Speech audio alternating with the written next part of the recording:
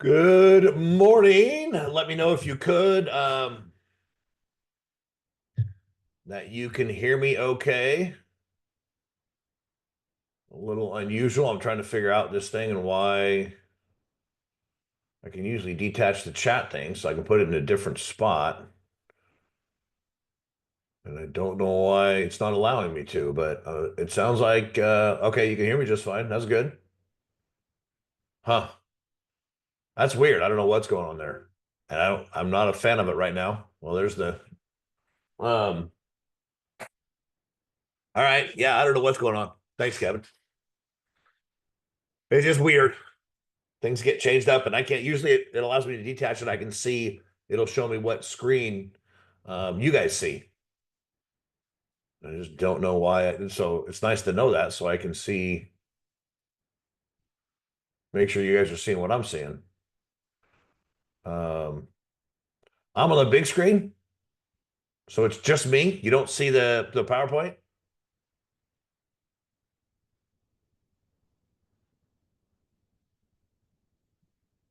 Um, what happened? I did that already. Okay, now it's normal. That's weird. I don't because I went and hit share. Well, thanks, Andrew, for making me feel stupid. I was being stupid. I don't know what happened. That's weird because I did. I went and hit share and I hit share and it didn't do it for some reason. That's odd. But all right. Y'all there now. You should be able to see it now. At least I can see what's what there. So get these things moved around real quick. All right. Only fashionably, Brenda. I'm always fashionably late. But I usually go late though, do I not? I go later than I should. Poor Andrew. And everybody else that's a host. So I may start 2 or 3 minutes late, but if I go 15 minutes late, I try not to. I obviously fail most of the time. So, uh, okay. Where'd my coffee go? I gotta have one more cup today. Who's enjoying this market? I hope I'm not alone. I gotta tell you, I'm loving this market. This is what I've been waiting for like 2.5 years. Good, Roman. Like, good to hear. I mean, every market's enjoyable, but when and this is where it's well, let me get the disclaimer out of the way before I go there, and then I'll probably forget where I was going. I'm not a registered broker dealer investment advisor. I'm not going to give you any recommendations or advice. Everything we do here is purely for educational purposes. If I do happen to mention a trade, just assume it is a paper trade or practice trade. For regulatory reasons, we do not discuss funded trading. So, um, part of it, part of the reason is just pure ego, right? I mean, let's just be honest. Uh, I just noticed it's. Let me turn this on. I just noticed I don't have my office light on. There we go. I don't know if that helps or not, but um, maybe I should. Hang on just a second.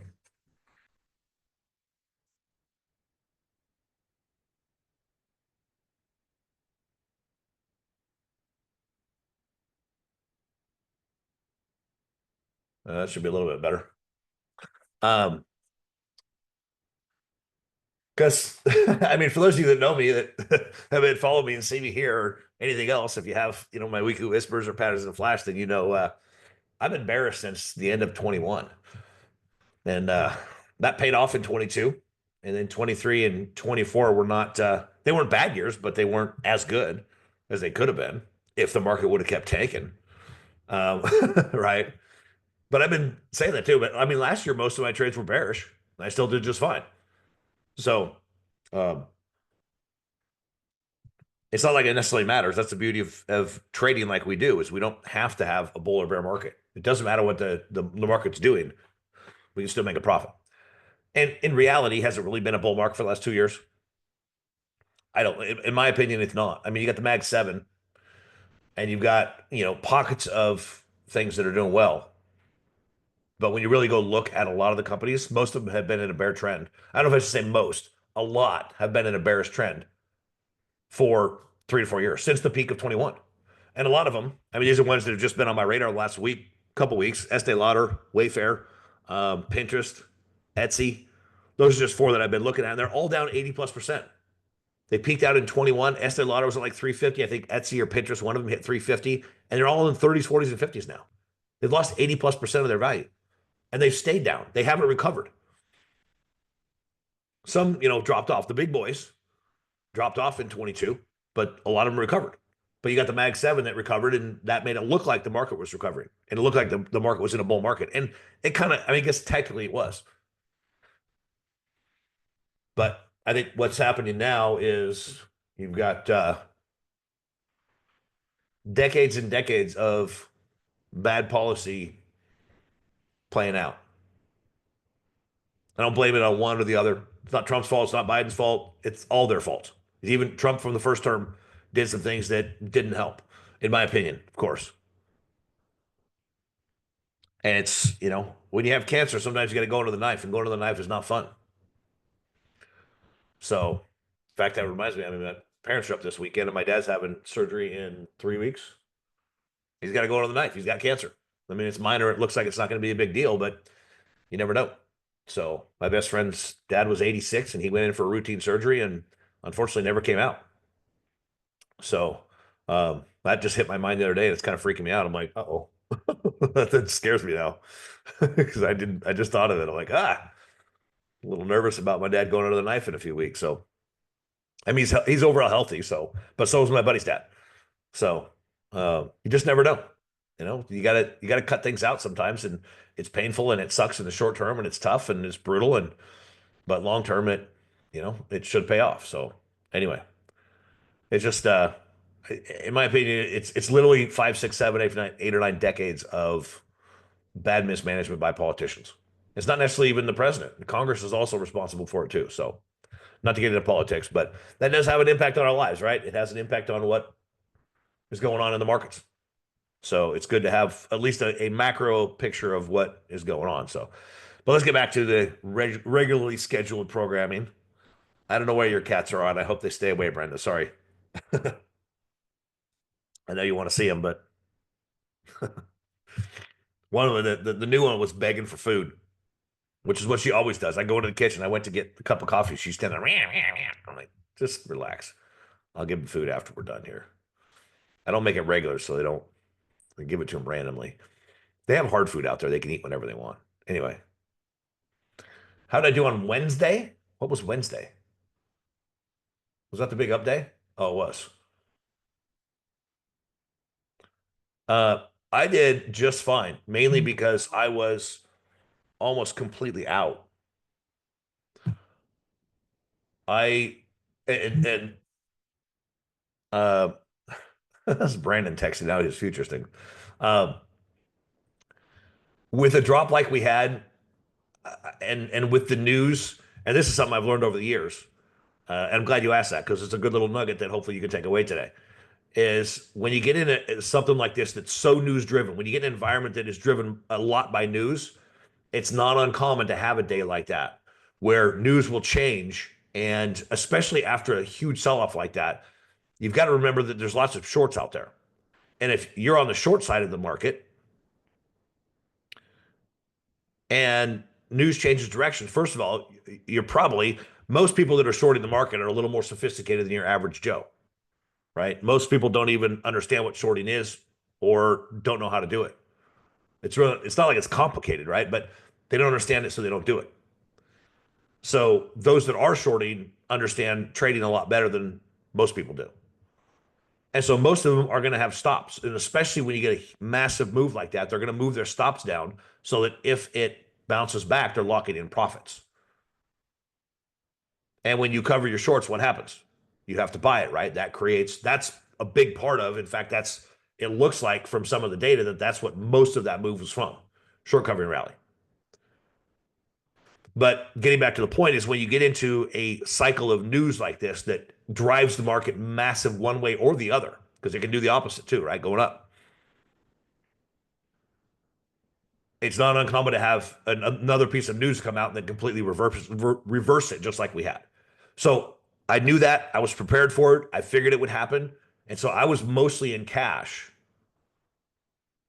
when that news came out. I had banked as much of my profit as I possibly could. I was I was sitting having a martini. Not really, but you know what I mean? So, um, yeah. And it was like, okay, I had a few small positions on, a little bit leftover stuff, and they didn't get hit that hard. So I was, and it was just, I'm sitting there just going, okay, this is 25 years of working my tail off, get me to a place where I'm making really good decisions. And I've been doing that for a few years, but it's like lately, it just feels like you get in that place where you're in that groove. You know what I mean? You get in this rhythm of just everything's just popping off. And it doesn't always happen like that, but it's felt like that the last few weeks. So it's good. Um,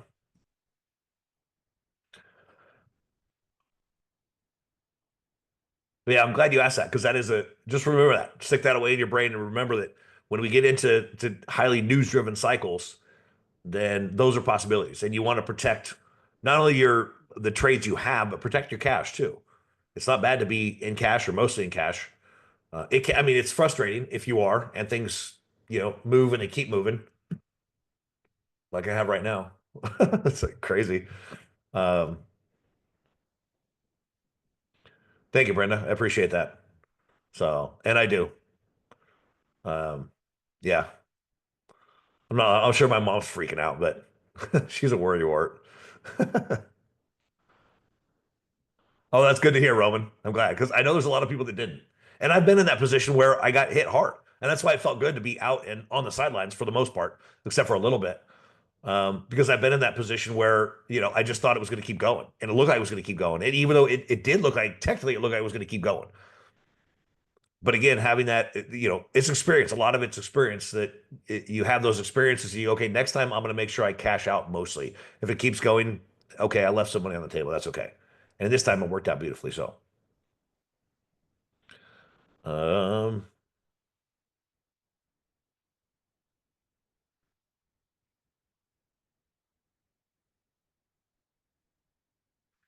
I was going to manage my thoughts on people with 401k plans. Um, that's a mixed bag right there. I know a little off topic, but that's all right. Well, first of all, let me give you a baseline where I come from on 401k plans. If you understand what they are, where they came from, and why they exist today, then you probably wouldn't be such a big fan of them. They were that 401k law or whatever it was put into place, I think in the 70s, might have been the 60s. I can't remember exactly when. I think it was in the 70s, maybe even the 80s, but I'm pretty sure it was in the 70s. The entire purpose of it was for high income earners to have a tax sheltered way to invest. I think the threshold was $500,000 of income, which back in the 70s or 80s was a lot, right? It's not so much today, but it was a heck of a lot back then. It's probably the equivalent of 1 to 2 million today. So that was the purpose of the 401k. The executives that are making a lot of money wanted to have more tax write-offs so they could invest in a 401k and get that benefit. Then what happened is somebody on Wall Street, I reread this recently and I can't remember who it was, but realized what that rule or regulation or law, whatever, the 401k law, whatever it's called. They go, oh, hey, you know what? This is really cool. You know what we can do? We can take that and go to a corporation because in the old days, people had defined benefits, right? That was a pension plan. So you work for a company for this long, and we would pay you this much per month for the rest of your life. That's a defined benefit. Now, a 401k is a defined contribution. So your outcome is defined based on how much you contribute. We don't just give you a number and say we're going to pay you this for the rest of your life. But that's the way the corporations used to do it. Most of them have rolled out of that because number one, it's expensive and it's really unsustainable. So it's not a bad thing. And from that perspective, 401ks are good because then you have to be responsible for your own investing, right?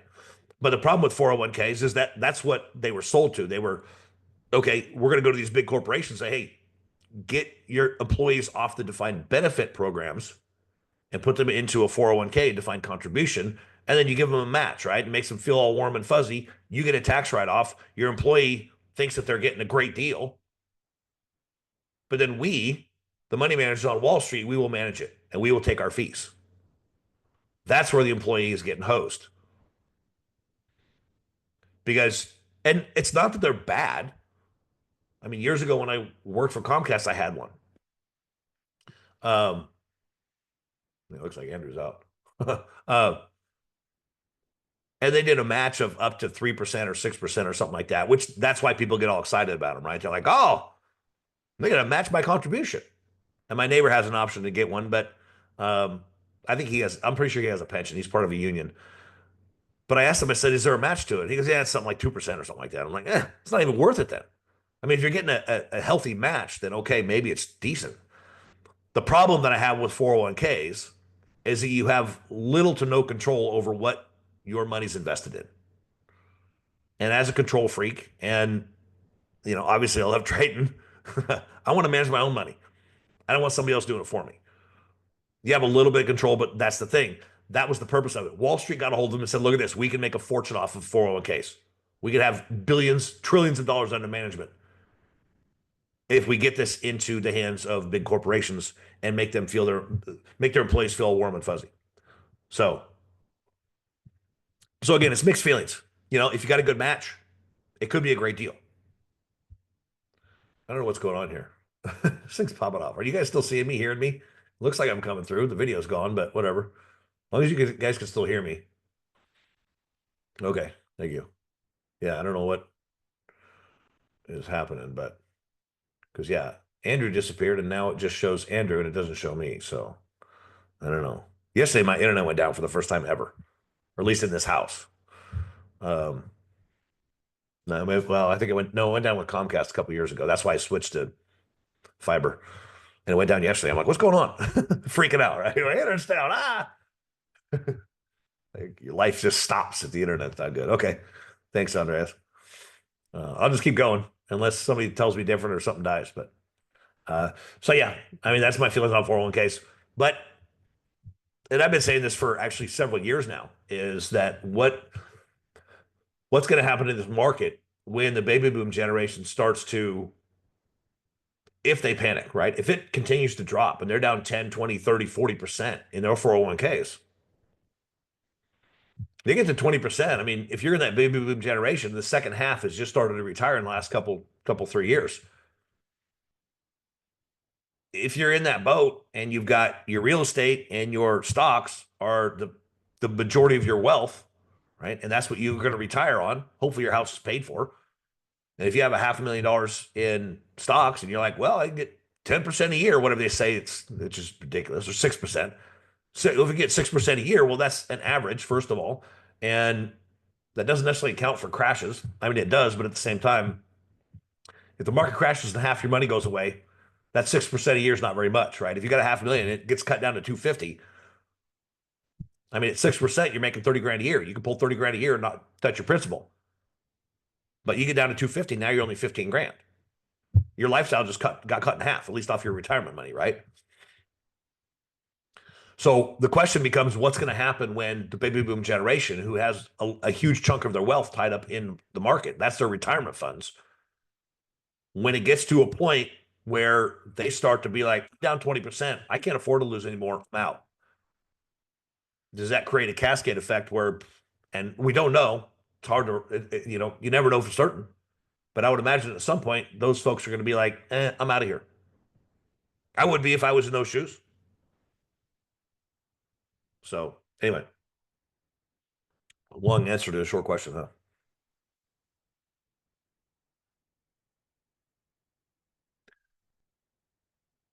Yeah. Well, Roman, I just noticed that Wednesday people are afraid to short.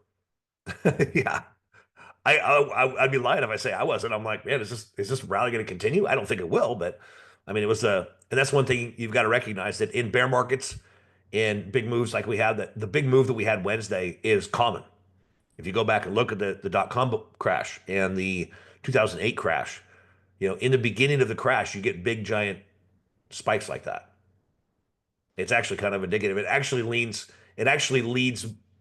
to more evidence that we're at the beginning of a bear market.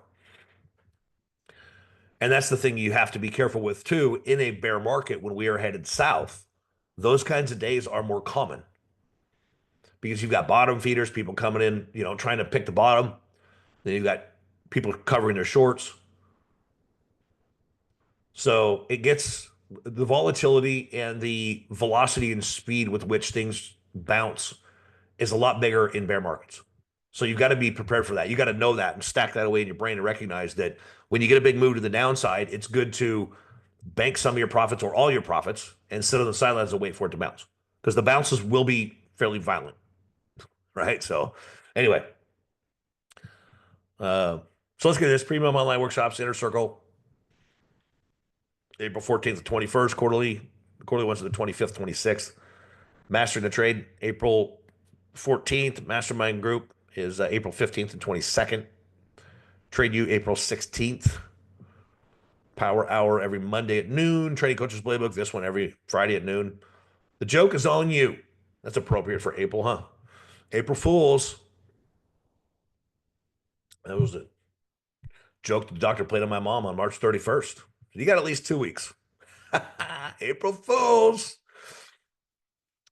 Our option plays every Monday and Thursday. Covered Call Explore with Trip on Thursday, and then E-Mini Think Tank with Brandon Monday, Wednesday, and Thursday. So,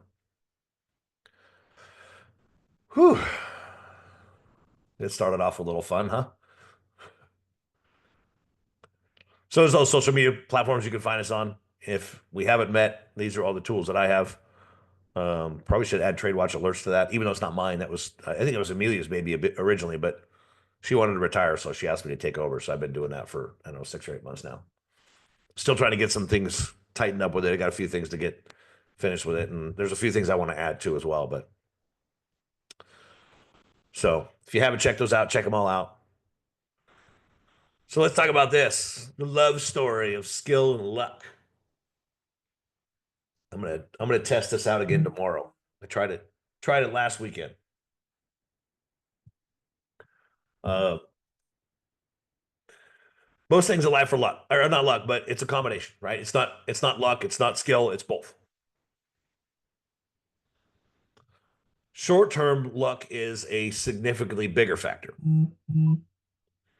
Guess I should have muted that thing. I didn't expect it to go off at all today. But then some people start texting and emailing. It's like, quiet. So yeah, short-term luck is a major factor. But in the long term, skill is what rules the day. And one thing, some of you know, I love to play poker. We're gonna go play tomorrow. My dad started playing 8 or 10 years ago. I started 30 years ago.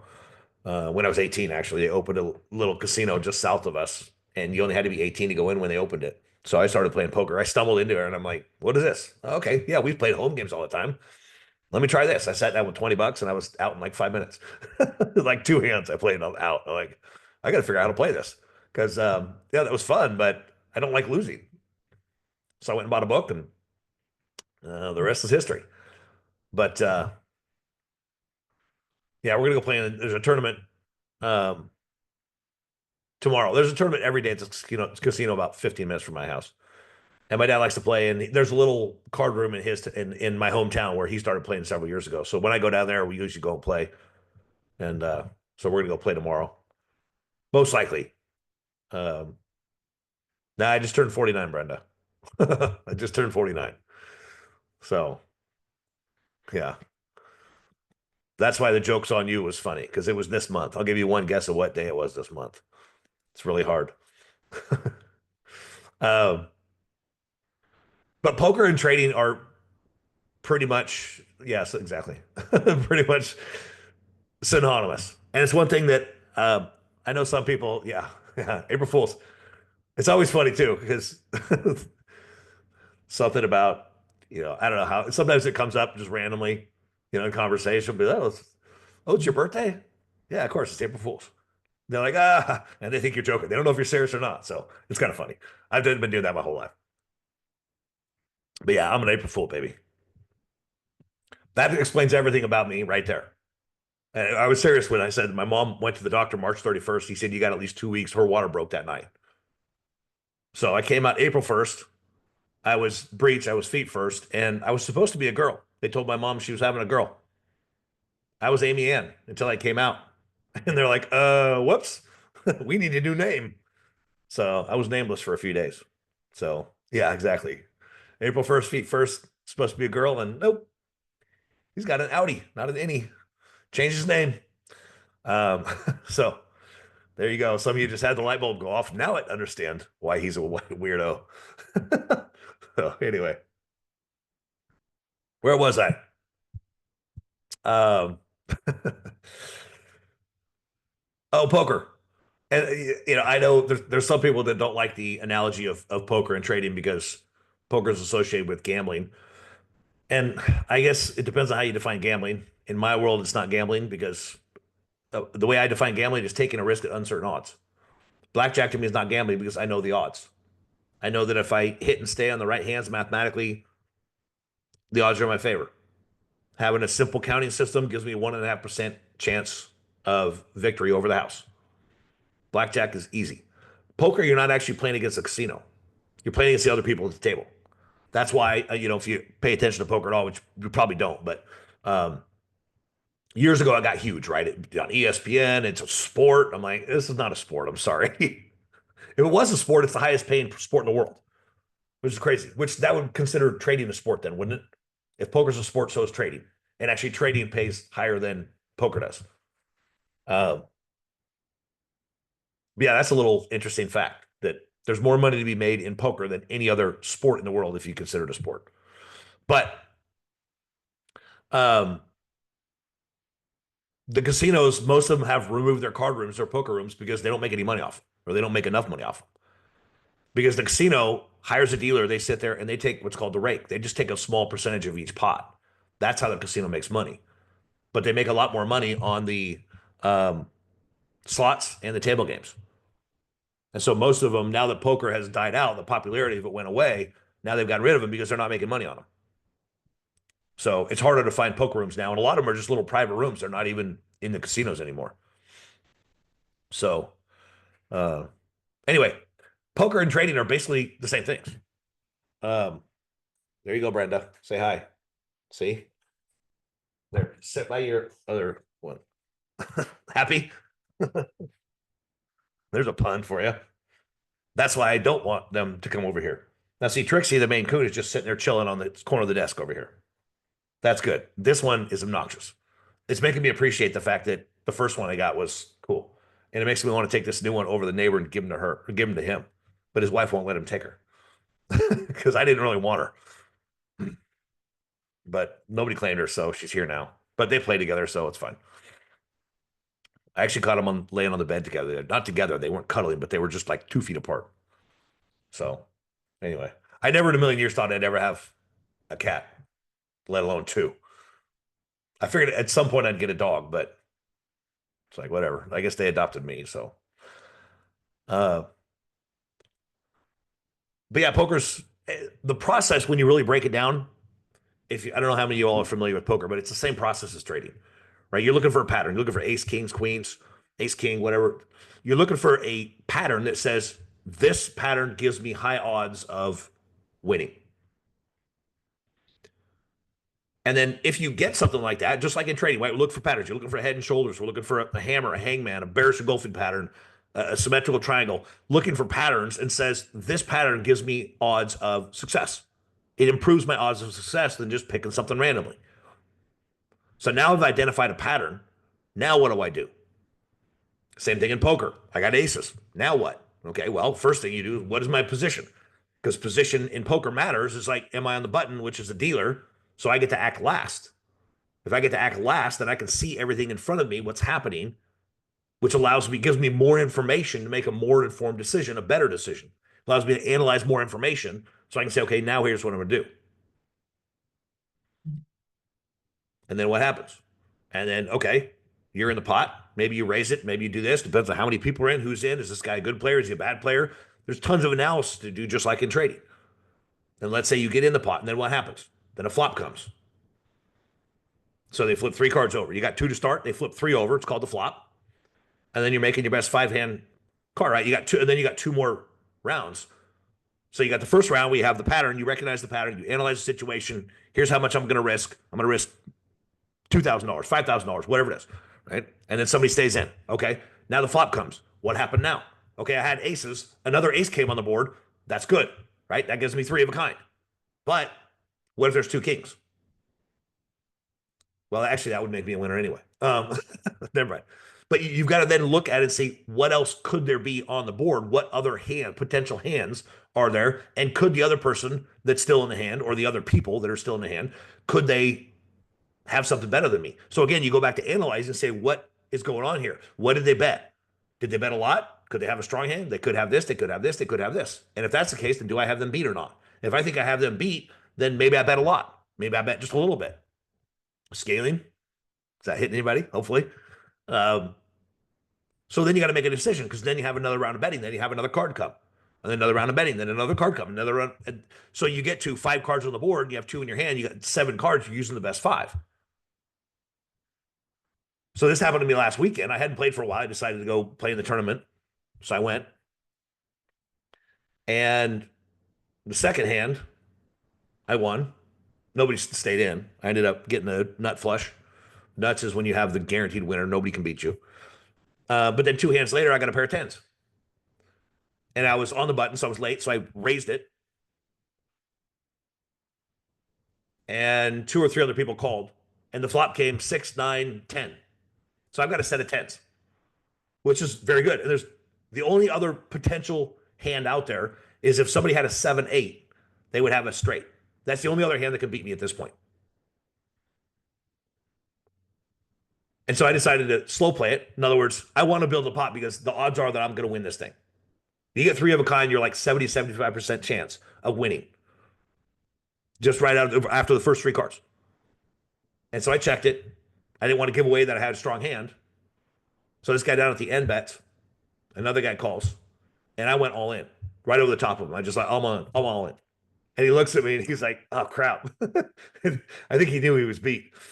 He knew he was, but he called anyway. And so it was just him and me. Well, he flips on a pair of 9s. So he's got a set of 9s. I got a set of 10s, which puts me at like 95% chance of winning this hand. But there were also 2 hearts on the board. And so then the turn came, the next card, it was another heart. So now there's 4 hearts. If he gets another heart, he's going to win. He's going to have a flush, which beats my 3 of a kind. And sure enough, another heart comes. So I played it perfectly from a skill level standpoint. I played it exactly how I should have. But luck took over and I lost. Because he drew out. And that happens, right? More often than not, you end up winning. But I had, after the flop, I had about a 95% chance of winning that pot. There was only a 5% chance he would win, but he did. And same thing happens in trading, right? You do your analysis, you do this, you do your technical analysis, everything looks great, and everything's going well, and then all of a sudden news comes out, just like Wednesday. And it changes the game. And now all of a sudden, you go from high odds of winning to you just got beat. It's frustrating. And you could tell. I mean, we play those same stories in our minds with regard to trading, right? You get into this trade, you do this, and you're up, you're winning, everything's great, you're ahead, and all of a sudden, boom, news comes out and whacks you, and you went from up $3,000 to down $2,000, and you're freaking out. You're like, and your mind's just frazzled. But it happens. Same thing in poker, right? Those things don't happen very often, but you got to play the odds. That's the ultimate point I'm getting to, is that you've got to play the odds.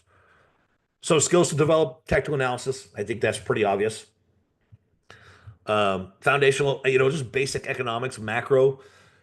You've got to be able to look at the big picture and see from a big picture perspective what is kind of going on underneath the surface, if you will. Peel the onion back and see that. And that's one reason I pay attention to a lot of real estate stuff, because real estate is a massive sector of the economy. It's one of the biggest drivers of the economy.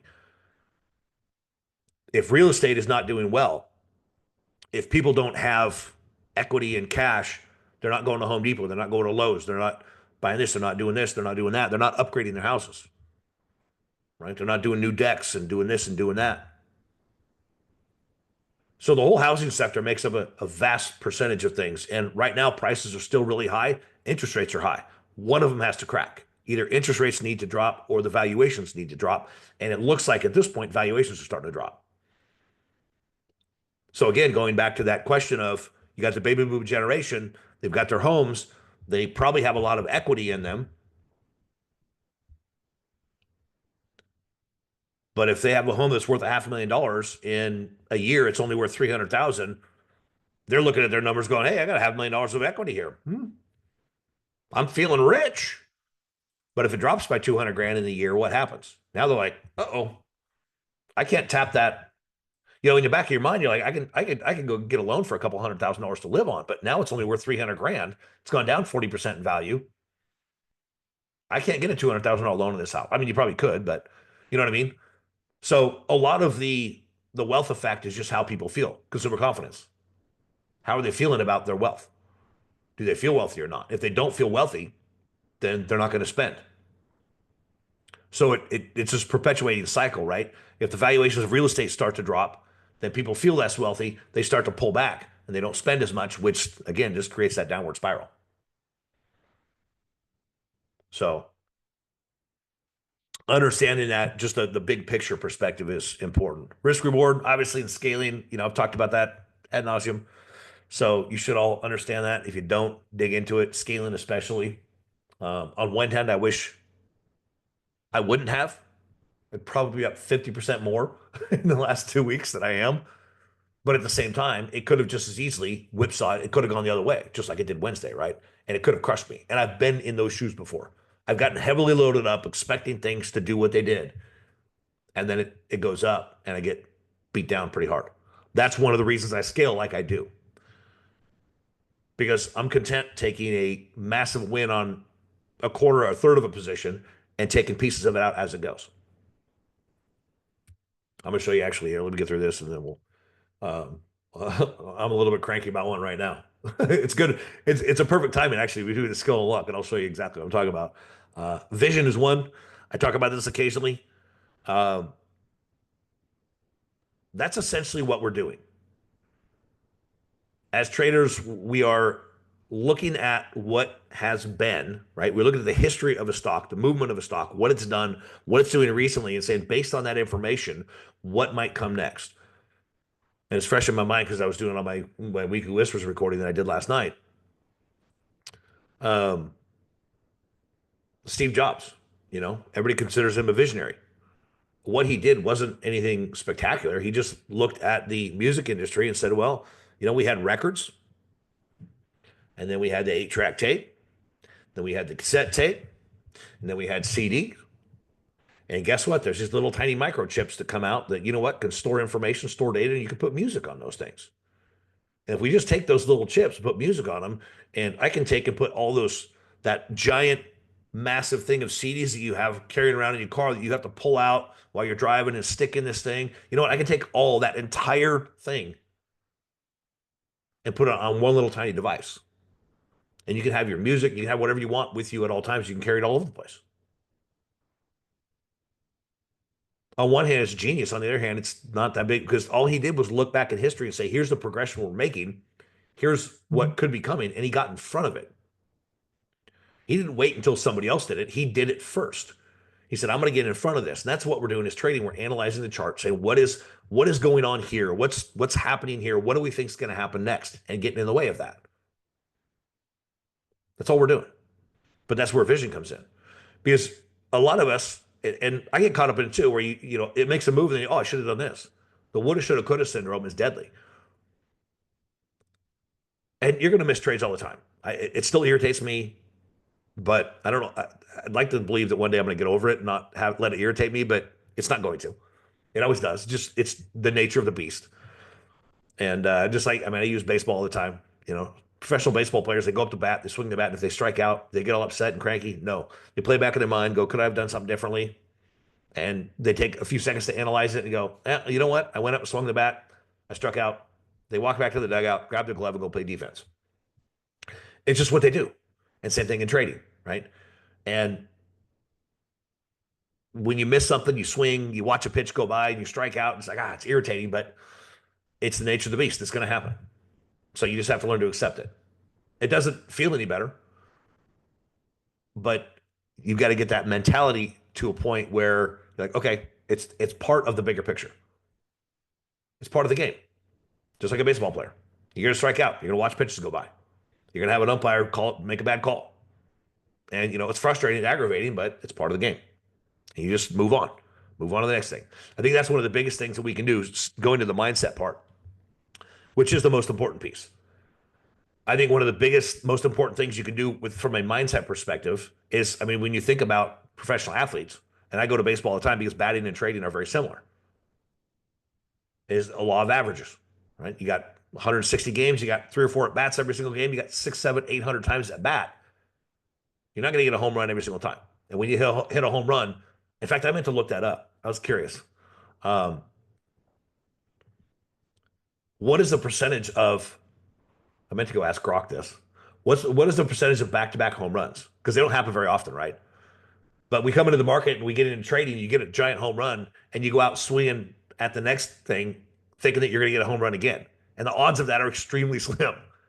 That's another reason that I got out of this, because I know myself well enough now. I know that when I have a run like this where I just absolutely kill it, right? You're just on fire. It's just like athletes, same thing, right? You go up and maybe you hit 2 home runs in a row. Maybe you go 4 for 4 in a game.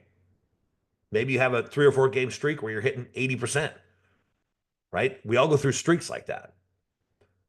But what you've got to remember is that you're going to revert back to the mean. And so what we do naturally is that we like to believe that what is happening right now is going to continue forever. That's the natural mental state. And it's easy to get in complacent and get in that place where it's like, oh, I'm on fire and this is just going to keep going forever.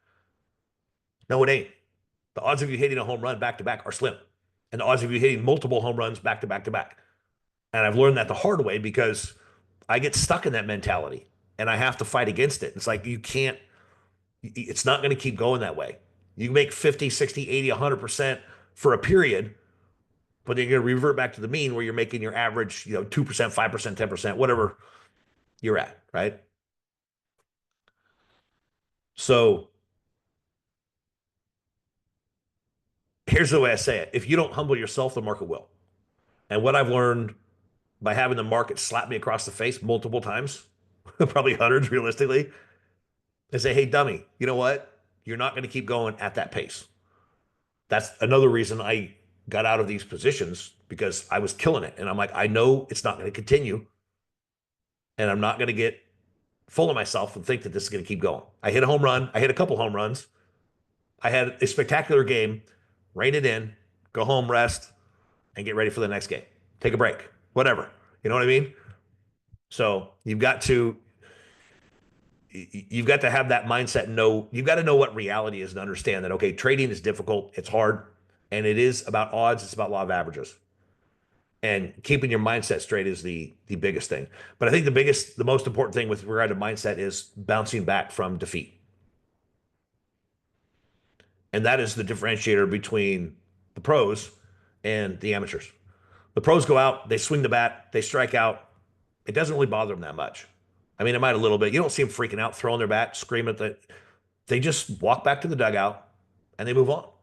I'm sure they replay it in their mind. They might go back and watch the tape. See, is there something I could have done differently there? But they bounce back quickly from that minor defeat because they know that one minor defeat in the big scheme of things is not a big deal. It's just one. It's one at bat. I got 6, 7, 800 this year. Same thing with trade. You get beat up on one trade, okay. Go grab your glove and play some defense.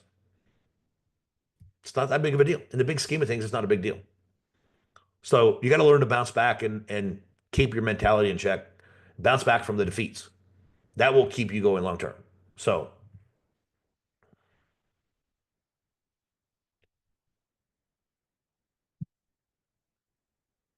next trip.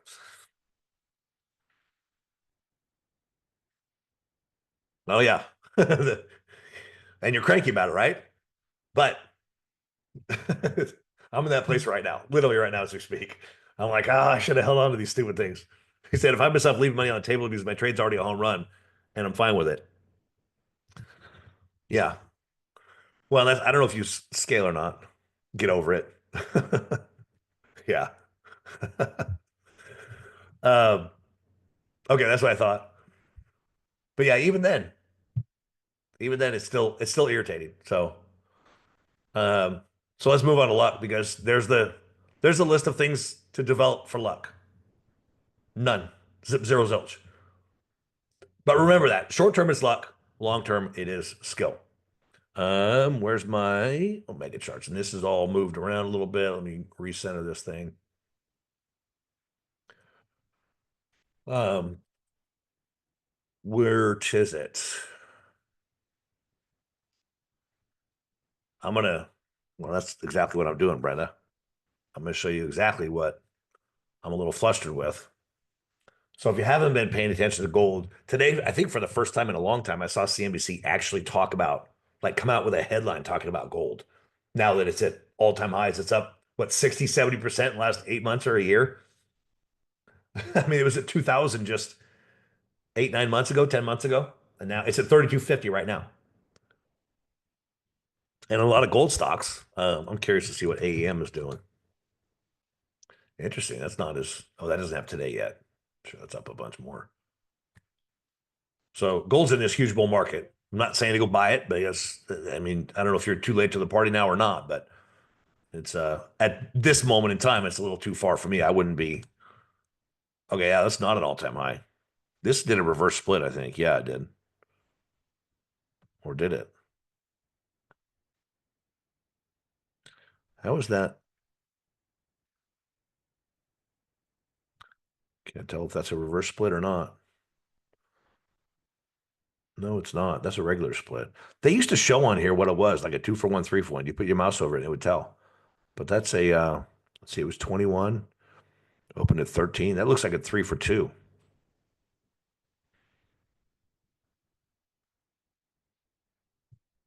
Interesting. Yeah, I can't tell what that is. That's weird because it looks like the all-time high is based on that split, but it looks like a forward split, not a reverse split. So I'm not sure what's going on here.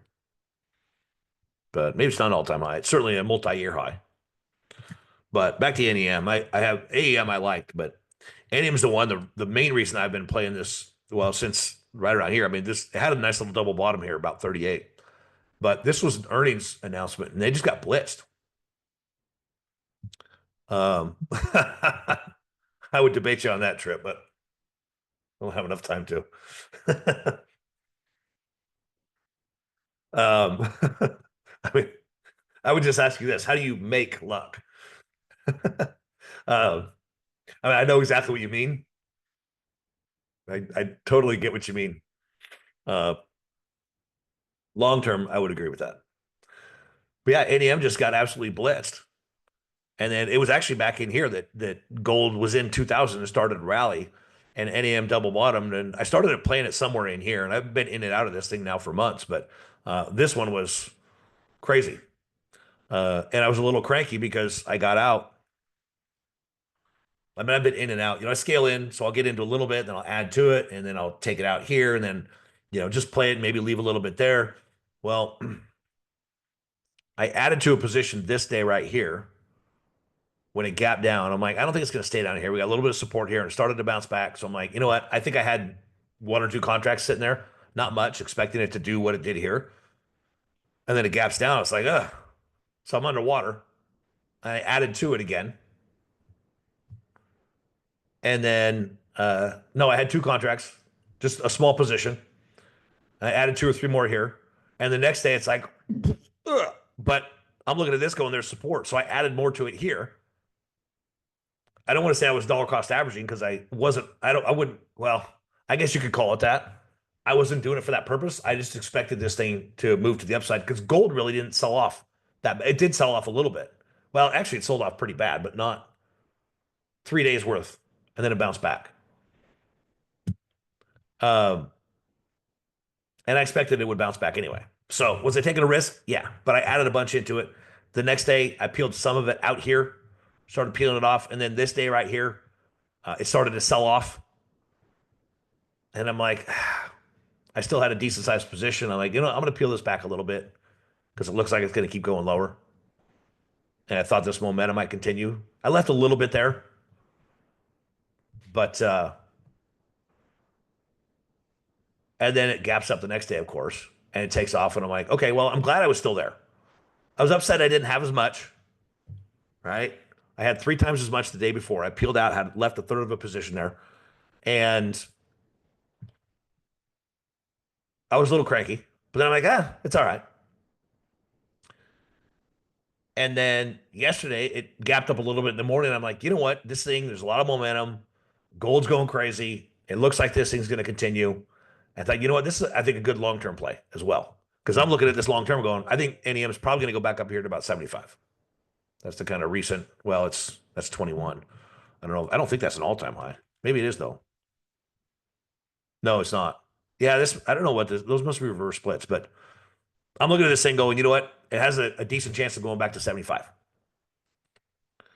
So yesterday morning, when it gapped up to my entry point there, because I have that plan sitting there, I'm like, you know what? It was a little tiny bit above it, and I thought, you know what? I think this might be a good spot to buy a leap on this thing. I don't know if it's really a leap. It's January of next year. So I'm like, huh. I went and looked at the 70s because I'm looking at this going, well, if it goes to 75, and the crazy thing that blew me away when I went and looked, I expected them to be $3 or $4 or $5. They were a buck 60. I'm like, what? This doesn't make any sense. Which I love because now I can load up on them, right? And they weren't expensive at all. And so yesterday morning, I picked up a decent sized position. I didn't go wild and crazy, but even though it was, I mean, they're a buck 60, it's like I'm going to get a lot more. I got about double what I would have. And then it took out for ran, and I'm like, okay, cool. I thought I'll throw an order out there for a quarter of the position at 240. That's 50%. It's only 80 cents. It doesn't sound like much in a dollar perspective, but when you say 50%, it's like, huh. I thought, well, let's see what happens. Maybe it hits, maybe it doesn't. And it did not get there. It did not fill. But then this morning, you can see what happened, right? Because that candle is today. It's 50 minutes delayed. So I'm looking at the pre-market's way up, and I'm like, all right, do I want to move this? So I had the 240 out there. And I'm like, do I move it? Do I move it up? Because it looks like it might go past that. I don't want to have them fill it at 240 and have it, actually should have filled it 270 or 280 or $3. But I'm just going to leave it. It's all right. So it's a quarter of the position, banks me 50%. I'm good with that. Boom, right out of the gates. First thing it hits. 258 and 261. I did it in a couple of different accounts. So I got like 60, 70% return in a day from yesterday. Got it yesterday morning. Boom, this morning it hits it.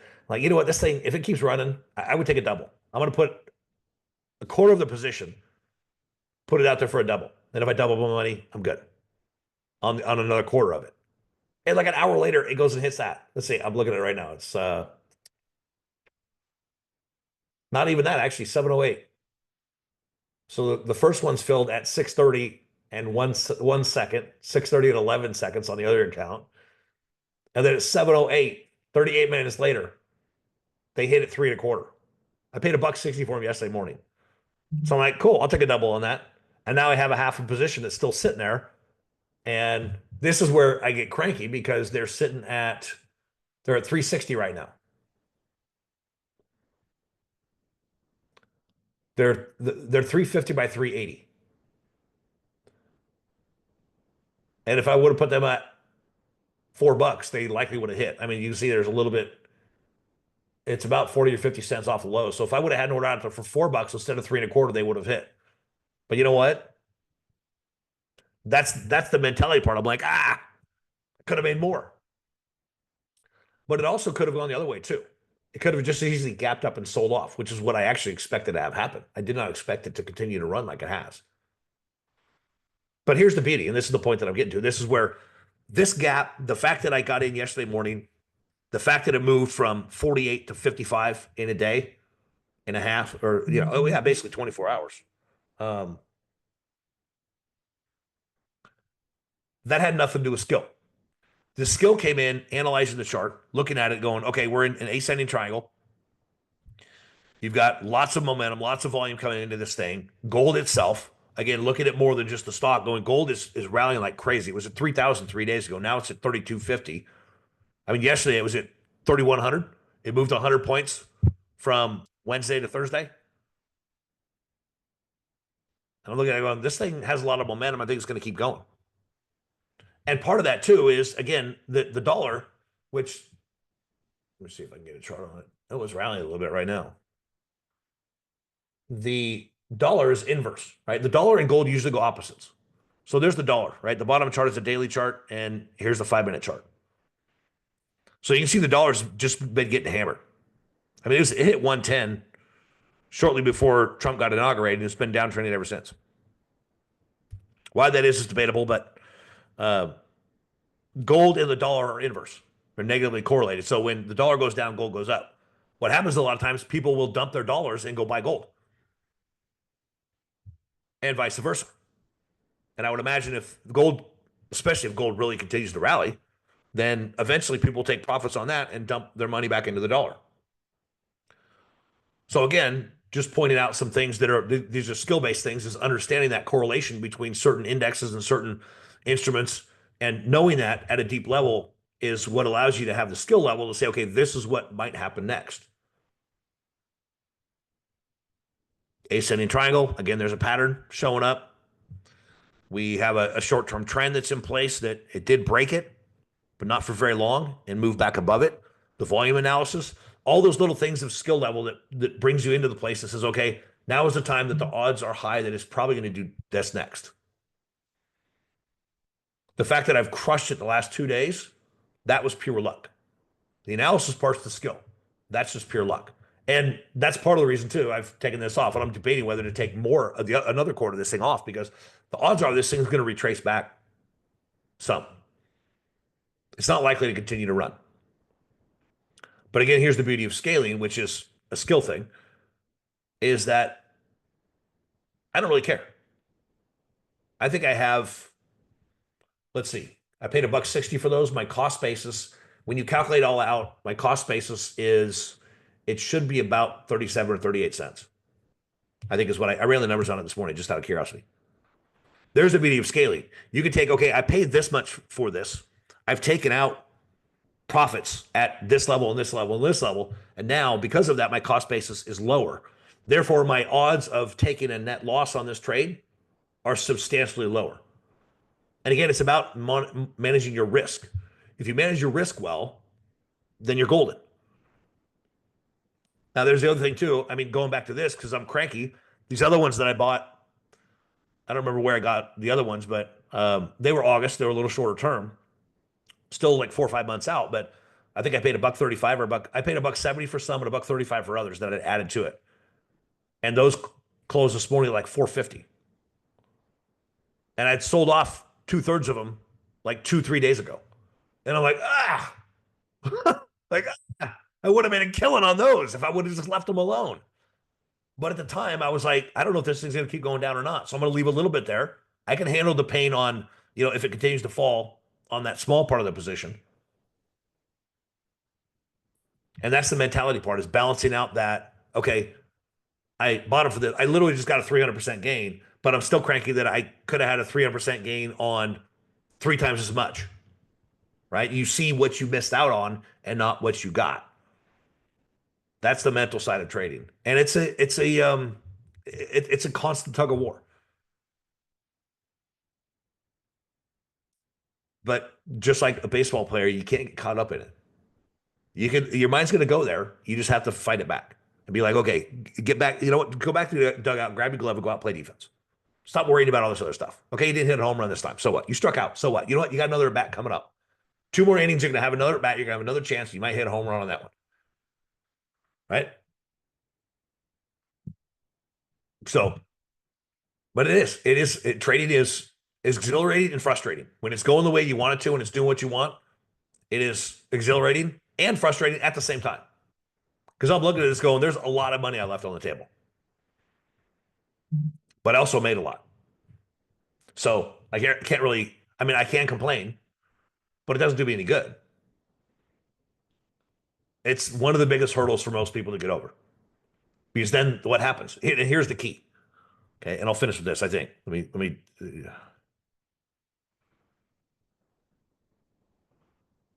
What? That's crazy, Brenda. You tell me I have to close out all my trades to come in here and teach for an hour?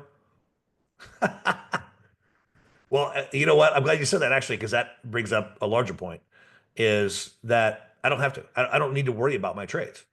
That's the reason that I scale. That's why NEM, I'm absolutely killing it on this stock. But, and am I worried about it rolling back over? Do I want to lock in my gains? And so I don't have to worry about giving a lot of it back? Yeah. But at the same time, I have actually in that other account, it's a little bit smaller account. I didn't do quite as big a position. I got 2/3 of that out.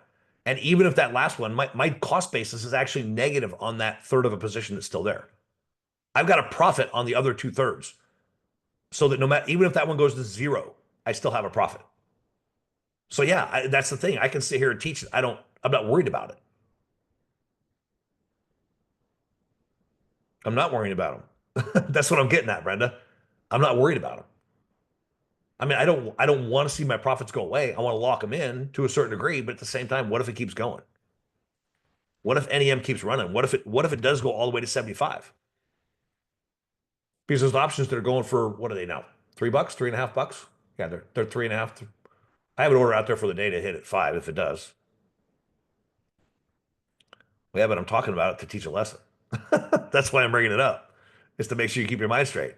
I mean, I don't think, but you can see here what happened last time with NEM. I mean, it took off when it busted out. Well, it bounced out there about that 48, but when it took off, it ran and went quick.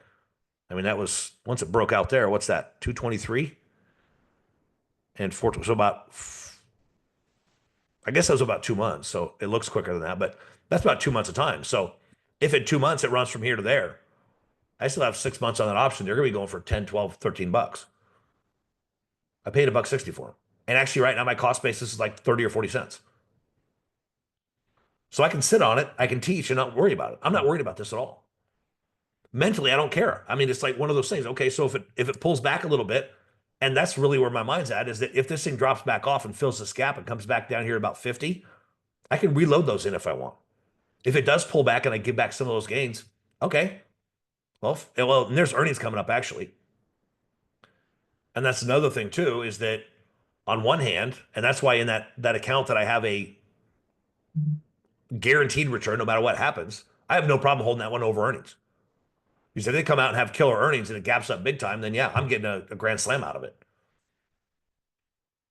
So, but yeah, if it pulls back and it gaps down, I mean, if earnings come out and it's bad, it gaps down here to 44. Okay, I'll still have some value in it. I will have given back a lot of my profit and I'll be frustrated, but at the same time, like, what do? You gotta swing the bat. If you don't get out of the dugout and step into the box, you're never going to hit a home run ever. But the key is to balancing out the mental side of trading and recognizing while I'm frustrated, because I literally left hundreds, if not thousands of dollars on the table today, I've also got a heck of a lot more in my account than I used to.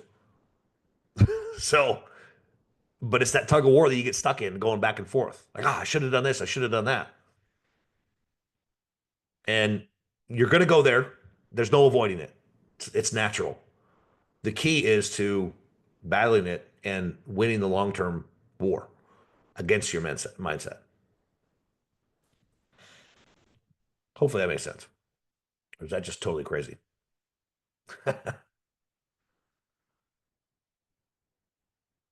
So, any questions real quick? I just noticed we're 5 minutes over. So,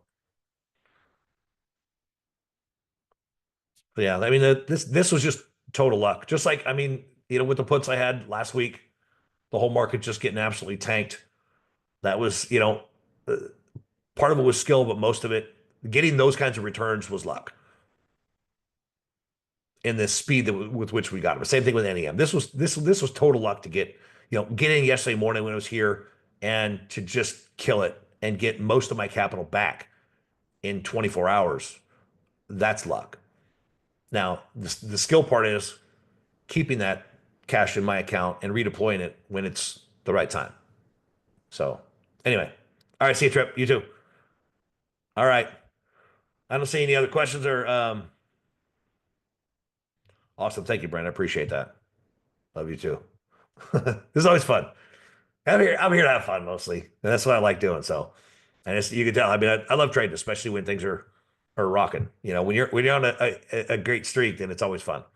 It's easy to be in a good mood when you're on a good streak. When you're having a bad streak, that's not so easy. So anyway, all right, I gotta go clean my house so my parents can come over and I don't embarrass myself. So anyway, all right.